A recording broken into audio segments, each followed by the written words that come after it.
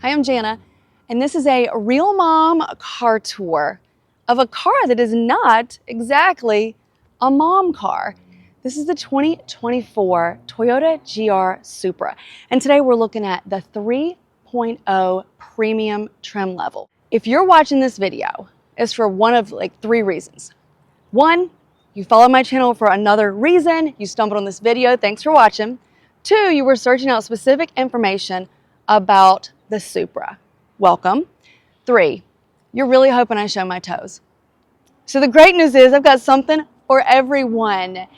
And for those enthusiasts who came here specifically for Supra information, you already know that there's something kind of surprising about this car. But with that being said, there's something that you need to know. So come with me. If you're new here, I'm glad you found me. Hi, I'm Jana, and I give real mom car tours. I am a boy mom, auto enthusiast, and I'm an Aquarius, which means my life and sometimes these tours are a little bit chaotic. So buckle up and let's get back to it. So let's talk about the engine. This does come in a 2-liter version, but this is a 3.0-liter premium. So under the hood, we have a 3-liter twin-turbo inline-6 with an 8-speed automatic transmission. And before you click off because you freaking hate to see an automatic sports car, it comes in a manual 6-speed transmission. So let your dreams be fulfilled. I did not want, Toyota offered me the manual or the automatic. No shame that I picked the automatic because I have not driven a stick so long that I really did not need to strip these gears at carpool. All right, so hang with me because there's something else you need to know. And for those of you that are new here, I rarely lift the hood and show the engine because it's not exactly my thing. There are a million people, and I can tell you who to go to if you want to see people do that, like the Car Confections guy or Rady's Rides. I mean, those guys are freaking awesome. They're nice folks, and they will pop this hood for you if you need them to. But if you're here to see the Supra, then you want me to lift this hood. So I'm going to bring you in for a closer look because some people really like that, even though it's got an engine cover and you really can't see shit. But this baby makes 382 horsepower and generates 368 pound-feet of torque. Why am I bringing you all in? Because if you can see right here, for all my eagle-eye people, that's a BMW symbol. And that's not the only symbol you're going to see underneath this hood. But that is all the one I'm going to show you today. So this car shares a platform with the BMW Z4, which means has the same engine and the same powertrain, but they're very different cars. One is a convertible and the other is a sport coupe. There's only a couple of other things that I've discovered without doing a really deep dive that are BMW-esque in Supra, and I'll get to those later. But if there's something I missed, let me know in the comments because there may be other things that have carried over from that platform. I want to have a moment of silence for this paint color. This is Stratosphere Blue, and it has such a beautiful metallic sparkle. There's sunlight right there, and I will put this beautiful blue in the sunlight so you can see it. But I don't need to sweat my ass off. It's North Carolina, and I'm wearing black. So work with me on this. I'm in the shade right now, but you will see all the splendidness that is this gorgeous Stratosphere Blue. We have 19-inch forged aluminum gunmetal wheels with Michelin Pilot Super Sport tires, and you have Brembo brake calipers in the front. I really like this gunmetal. It's really pretty. And I don't think it's going to show brake dust so horribly like these cars normally do. Since I've got you in the front, I'm going to turn these lights on and show you what your headlights look like. We're going to not go auto. Okay, I think they're on and they're high. Let's check it out. Oh yeah, baby. Are they on? All right. It's always tricky to do this lights during the day, but we're making it happen. I think you can see my Stratosphere paint looking really beautiful here in the sun with all this metallic. It's like they put extra mica in here for me to make it more sparkly.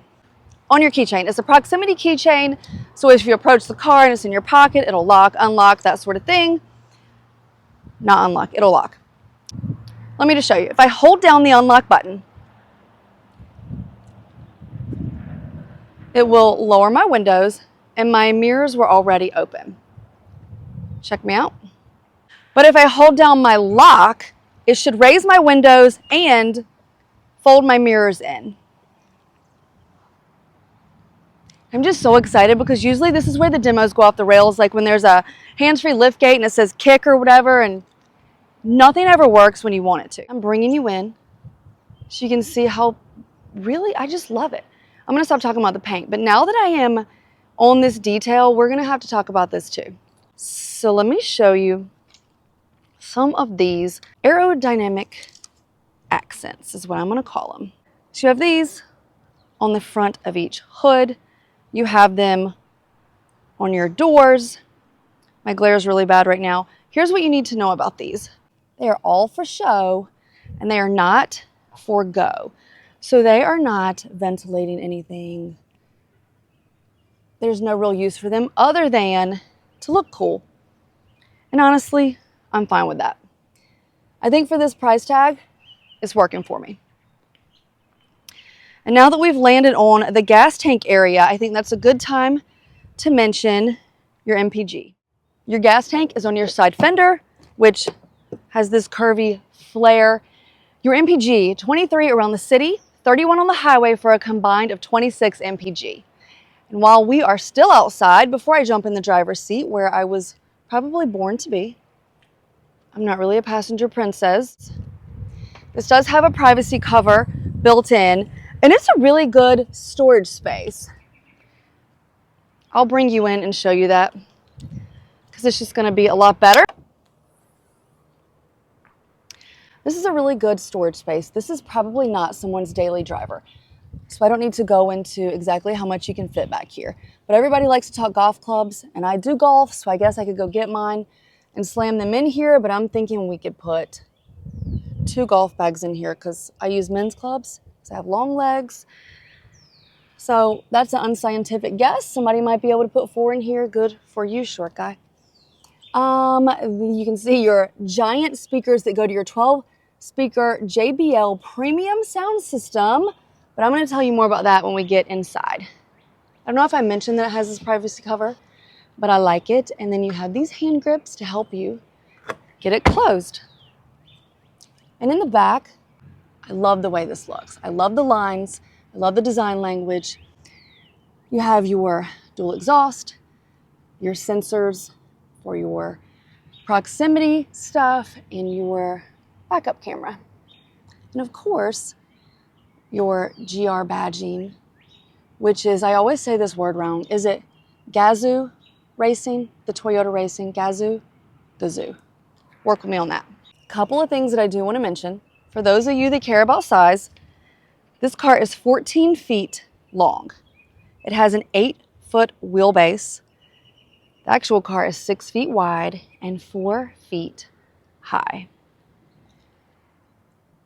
And this is where I am going to spend my time telling you all about the interior and your amenities in the front. One of the first things I notice is that there's Supra on my door frame and on my mat. You have nice, heated, power leather sports seats, and there's your controls. We even have a little bit of Alcantara accents, kind of a mesh there. I think they're really pretty seats. This is a new color seating material this year, and it's called hazelnut. And at first, when I was getting in my Stratosphere blue car, I wasn't sure that I was going to like it, but it's growing on me. And one of the things you're going to notice, you have hazelnut here in the driver door. Look at this. Your passenger door is monotone. It's all black. So for people with OCD that like symmetry, that's going to drive them crazy. But for those who want to feel a little more special, and this has a little bit more padding, I think, than that, but I'll double check. It's interesting. It's an interesting detail. You have a 2-toned, leather-wrapped steering wheel. This is going to have your adaptive cruise control buttons. You can control your audio here. And I think it has voice assistance. Play rock music. What music would you like to hear? Okay. What music would you cancel? So it has hands-free voice assist, which I like. Let me get back to dash. This is where you control your lights, obviously your high beams and your turn signal, and more importantly, your paddle shifters. So if you bought an automatic, but you want to flex every once in a while and take control, if you're a control kind of person at times, you're going to use these paddle shifters to kick it up a notch. But I will tell you, the way that this transmission is tuned, the way that your gears are shifting automatically, it is seamless, it is fluid. I was incredibly impressed just in the shifting in the automatic. I really like it. So I wouldn't even mess around with trying to do paddle shifting because sometimes it's clunky and sometimes the timing's just not right. So you tell me what you prefer. I'll show you. This is the same size little mirror as is on the other one. So you can still check and make sure, you don't have any food in your teeth or your lipstick's on. I did want to show you the view from the passenger side. The passenger does have power adjustable seats. This is a nice footwell. We have this little mesh thing where you could not put much, but you could put something so it wouldn't slide around. And then this is cushioned. I think we call this a knee rest. But this cushioned area is for if you're in tight turns and it gives you a little more comfort so your legs aren't smacking into hard surfaces. You have your 2 cup holders here. I will show you that inside. But other than that, for your passenger, they get a sun visor with a tiny little mirror. This is a little bit scooped out to give me more headroom. I'm 5'7" and I've got 3-inch heels, so call me 5'10". It's not like I'm freakishly large. You do have a glove box. It is kind of small, but this is a small vehicle, so that does not bug me. This is a carbon fiber area here in your console, and this is the other thing that I think is BMW-esque, your gear shifter knob. This is your 8.8-inch digital color touchscreen, and you have wireless connectivity for Apple CarPlay. You can also control that with this knob, which I do appreciate. I think with this setup, I like using the knob more than I like using the touchscreen. You can choose your media and toggle in between those things, go back to the menu, and you do have nav on this screen. So there's really not that much to tell you about this screen. You have your audio. I did not hook up my phone, but you can. It does have your vehicle settings, system settings, so you can do different things there. You do have the option to have 3 driver profiles or guest. You have your vehicle status, so it tells you your tire pressure, engine oil levels, if there's any messages, like if you have any recalls, or if there's service required. So it'll tell you everything is okay or if it needs attention. Also has driving information. So that's my average MPG thus far. Look at that, Toyota representatives. I've been keeping it easy. And then sport displays. We're gonna put this up when I actually take it out on the highway. I'll be back with more on that particular one. You have your physical buttons pulled out for your radio with your volume knob, which brings me to, you have a premium 12 speaker JBL 500 watt audio system inside here. And honestly, I don't know where they're hiding 12 speakers. Well, there's 3, I guess, which means there's 3 on this side. There's a lot of speakers. Here's your 2 cup holders. And because your transmission area is going through here, you don't have a under the armrest storage, but you do have a little storage cubby here. And you have pretty decent storage behind your seat if you're not incredibly tall with your seat all the way back. You have an electronic parking brake. You have an auto hold button here. This is the most important button to put me into sport mode. When I do, you can see it up on your screen. Okay, let's go back to camera. There you go. I guess I can just toggle through what I want to do on that camera. So I'm going to get out of there. That's pretty standard.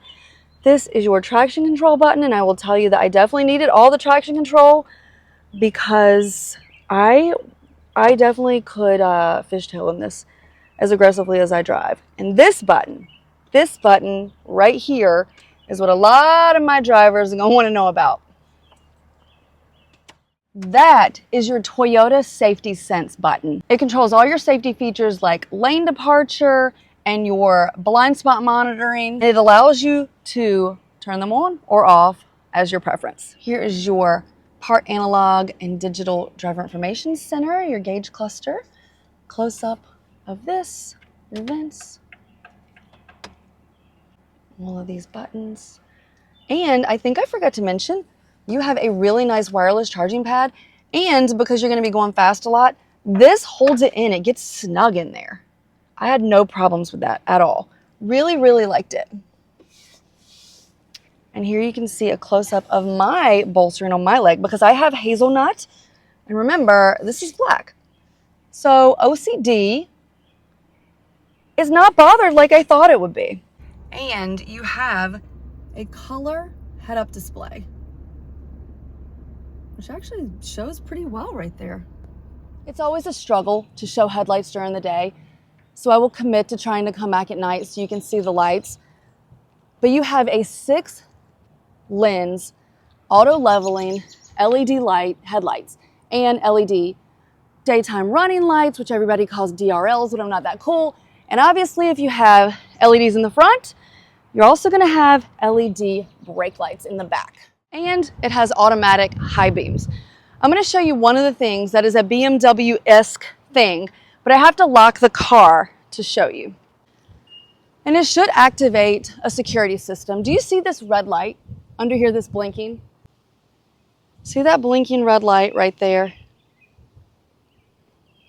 I know the glare is brutal. There we go. That is a BMW carryover. So that's just part of a security system. And I like it, to be honest with you. I love having an indicator. If I go to my office or I'm in the house or whatever and I just pulled in somewhere, that lets me know that I locked the car. So it's a win-win for me. Okay, I'm no Toyota Jeff. I'm not really good at kneeling down in front of cars. I feel like I'm incredibly awkward. However, I do want you to hear me start it up. The first time in normal drive mode. The second time after I turn it off, I'm going to start it up in sport mode. So I'm going to see if you can hear the difference. So I'm leaving my microphone here.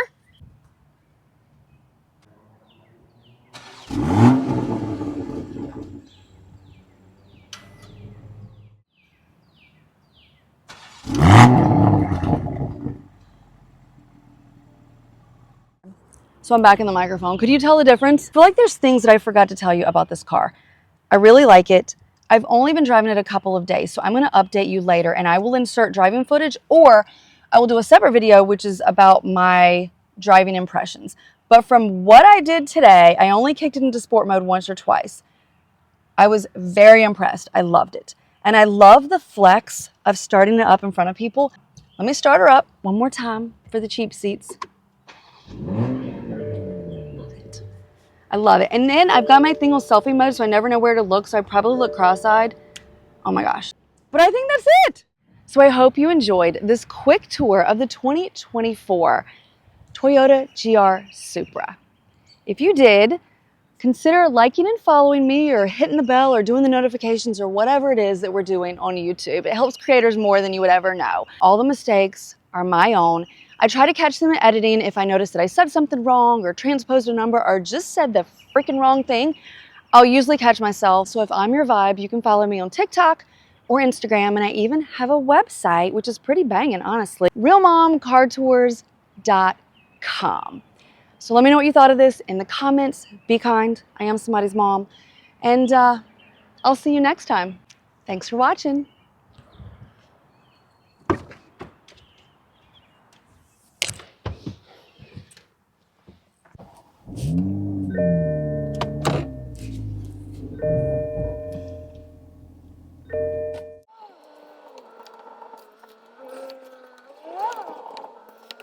It's not easy making a car video. You have to drive around and grab the camera and run back, all the while you're sweating and you're trying to remember numbers, and like, life is hard sometimes.